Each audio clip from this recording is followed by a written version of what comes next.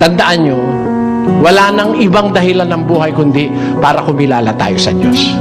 Sumunod tayo sa Kanyang utos para makasama natin siya sa langit. Wala na pong ibang dahilan ng buhay.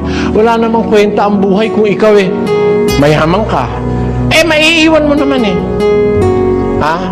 40 milyong hektarya ng lupa ang pag-aari mo. Ang titulo mo, ganyang kakapal ang dami. Pag namatay, kaanin mo yun.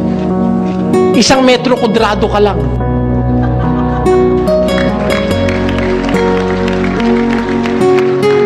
What are you going to do with acres and upon acres and hectares upon hectares of land that you have accumulated, the vast wealth that you have acquired for yourself, whether in the rightful manner or in the wrong manner of acquiring wealth?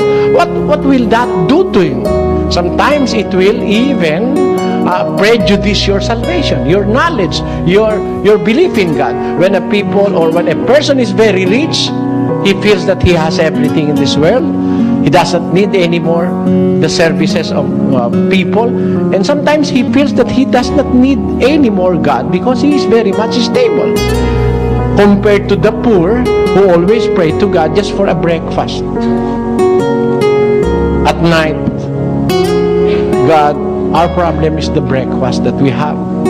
We must have tomorrow. The breakfast for my sons and daughters.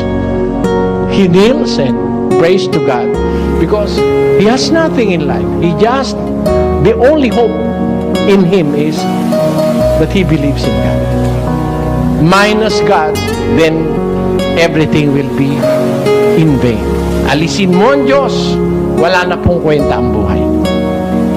Wala nang sagot ang ibang tanong. Pag wala ang Diyos, minus God, then everything will fall down.